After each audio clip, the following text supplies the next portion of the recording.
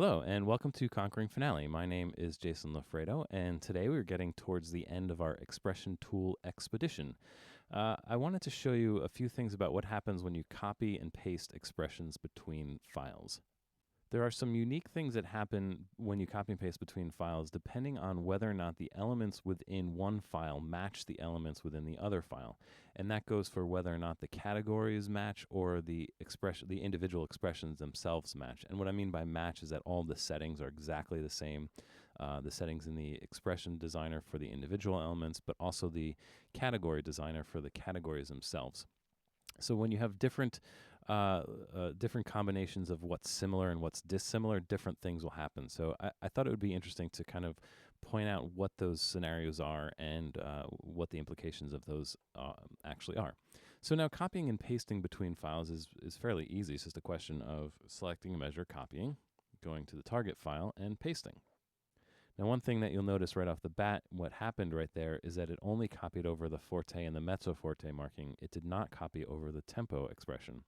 Now, I may not have mentioned this in any of the previous videos, so I might as well mention it now. In order to copy system expressions, you do have to have a stack selection made. And to make a stack selection, as you know, just double-click any measure and it will select up and down the score as a stack selection.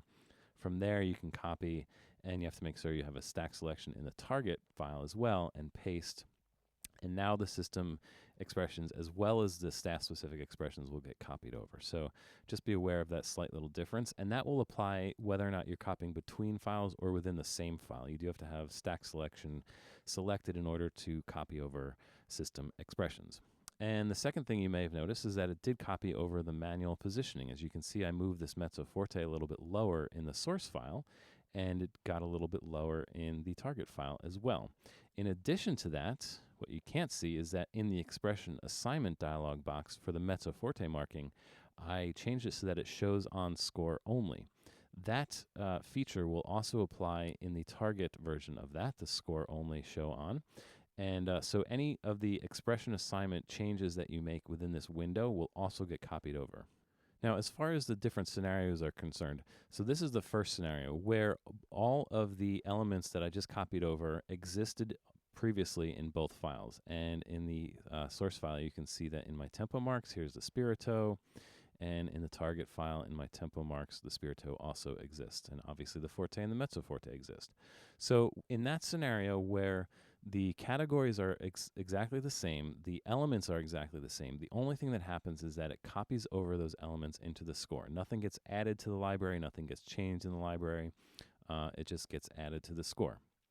When you have situations where you have unique elements within a category, like I have a couple here, in the source file, in the tempo marks, I created this unique tempo mark, which I handily named unique tempo mark, and also a unique expressive text, which I also named unique expressive text, just for ease of viewing.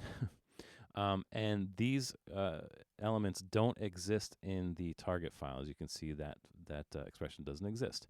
So when you copy over an element like that. Now, mind you, the tempo marks category and the expressive text category settings are still exactly the same between files. That's important, which I'll talk about in a few minutes. So we're going to copy over as a stack selection again to get the tempo mark in there. And you'll see that it not only adds it to the score, but now when I go into the library for the target file, you'll see that obviously the unique tempo mark is in the tempo marks category, as well as the unique expressive text.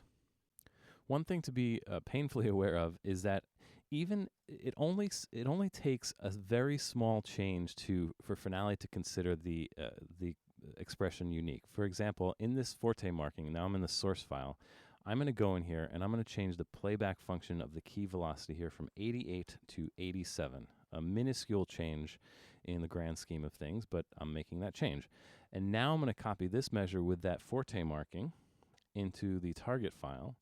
And what will happen in this scenario is that Finale will place it into the score as you would expect, but it will also add that marking to the category. As you can see, now I have two different forte markings. And the second one should have a playback effect of 87, where the first one is the original one that had the playback effect of 88. So again, it only takes a minuscule type of change for Finale to consider an expression unique. And this goes for anything too. This goes for positioning or fonts. I've got another one here in the technique text category that has some unique fonts.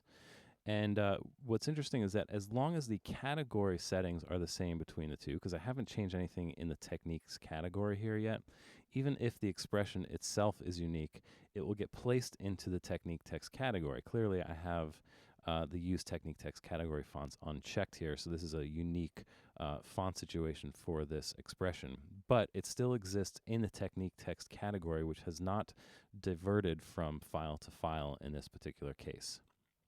Now, you might be in a scenario where you have an expression in a unique, completely unique category, like I do in my source file. I have created a unique category called unique category, and I put a text expression in here, text in unique category. Now this, when I copy this over, because this category doesn't exist in the target file, what it's going to do for me is, oops, copy please. Oh, it's this bar, sorry.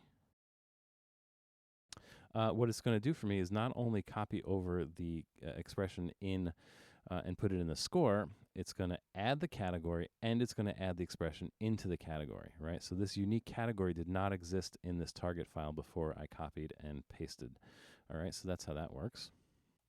And then here's the final piece of this is if you have, or if you make a small change to the category itself, like I'm in the source file now, I'm going to make a small change to the technique text font size here. I'm going to make this 14, right? So I'm changing the entire category. And all I'm going to do is I've got this other expression here called change to the category, which is attached to this measure here. I'm going to copy this measure with this expression here. And I'm going to copy that to the target file. And you'll see that it puts it in the score.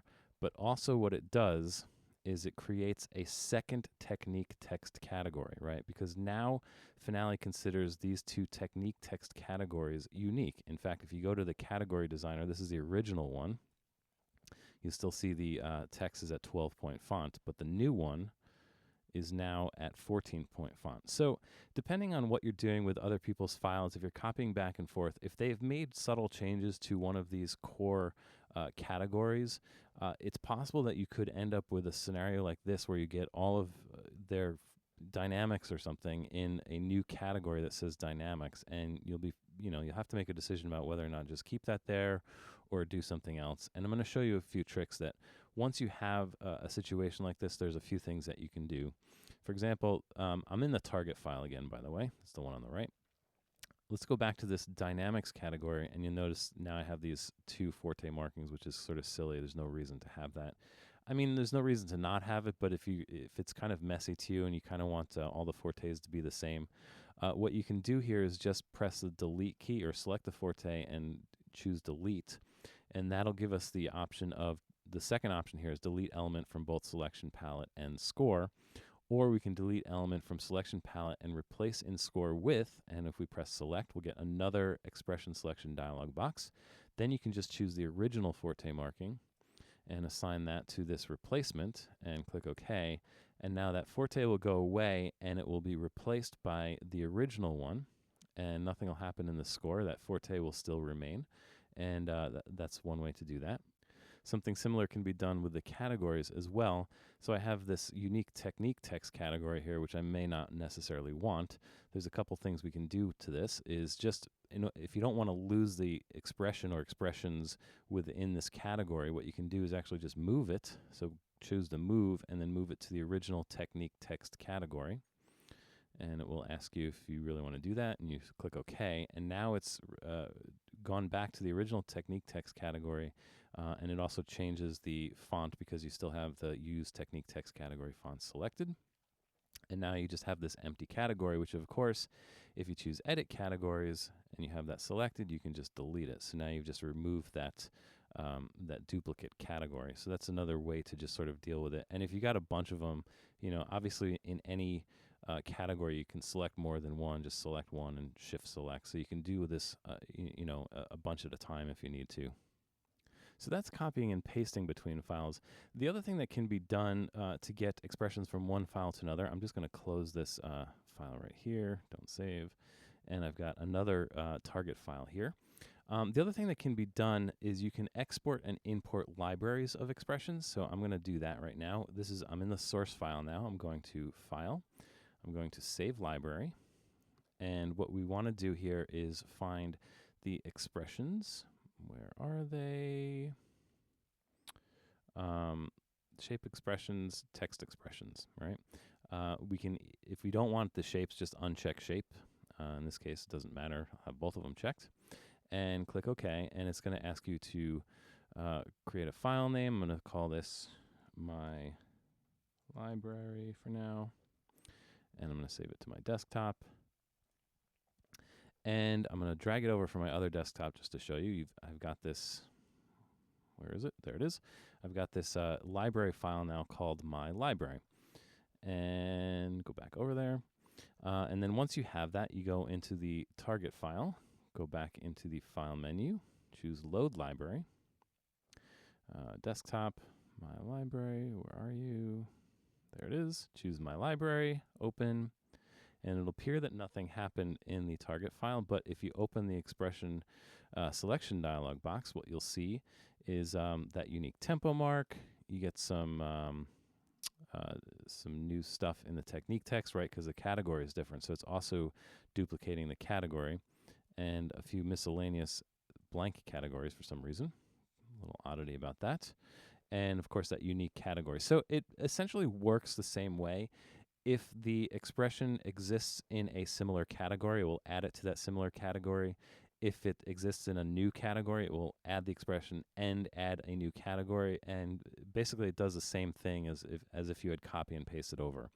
And incidentally, again, just because you're not exporting all of the dynamics and importing them all at once again, because they match. So it's not going to import an extra quadruple forte, triple forte, fortissimo, etc. It's only going to import the unique ones. And if you remember that. That second forte had a very slight variation to the key velocity, so that's why there's an extra forte in here. All right, so that's how you would do that with exporting and importing libraries. And I think that covers it. That's what happens when you copy and paste expressions between files in Finale, and the same thing with exporting and importing libraries works very similarly. All right, so thanks for watching, and come back. I might have one more video for you in the Conquering Finale and Expression Tool Expedition series. So thanks again, and I will see you then.